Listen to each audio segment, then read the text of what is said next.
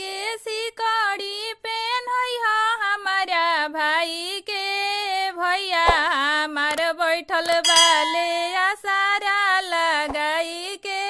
सोनावा के अंगूठी पेन्हैया हमारा भाई के भैया हमार बैठल बाले आसारा लगाई के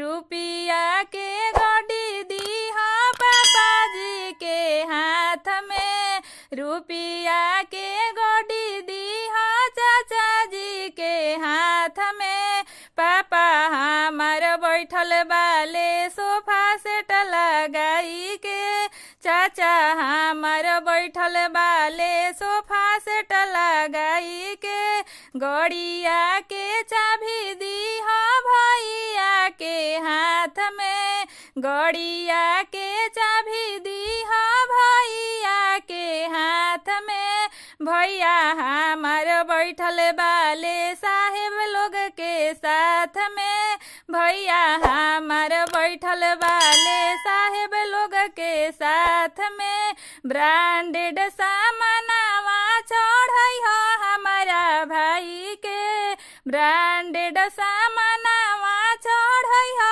हमारा भाई के भैया हमार बैठल बाले आसारा लगाई के भैया हमार बैठल बाले आसारा लगाई सुंदर बाले पापा के दुलरुआ बाले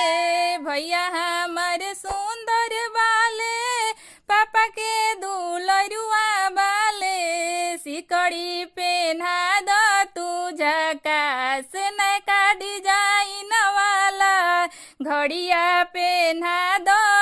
स्मार्ट नैका डिजाइन वाला लैला न सामान कुछ कोइले रह बात बड़े देवे में तिलक तू त लागता हाथ जोड़े लैला न सामान कुछ कोइले रह बात बड़े देवे में तिलक तू त लागता हाथ जोड़े भैया हमारे सुंदर बाले पापा के दुलरुआ बाले सिकड़ी चढ़ा द तू झकास नैका डिजाइन वाला घड़िया पेन्हा दो स्मार्ट नैका डिजाइन वाला गलती से सरवा फंसा लिहला हो गलती से लोकल सामान वाले आइल बालका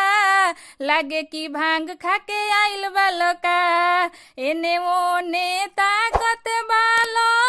लागत आवारा बालो आ भड़केल मंगला पर सामान नैका डिजाइन वाला भड़केल मंगला पर सामान नैका डिजाइन वाला घड़िया पेन्हा दो स्मार्ट नैका डिजाइन वाला